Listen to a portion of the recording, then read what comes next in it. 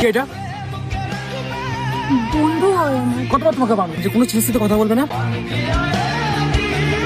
আর তুই যখন সমস্যা তাহলে ছেড়ে দাও না আমাকে।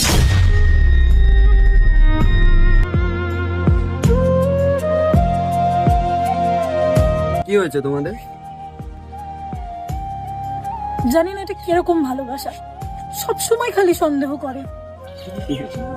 ভালোবাসা তাই সন্দেহ করে, নাহলে আজকালকার দিনে অত টাইম কোথায় যে নিজেকে বাদ দিয়ে অন্যের কথা ভাববো।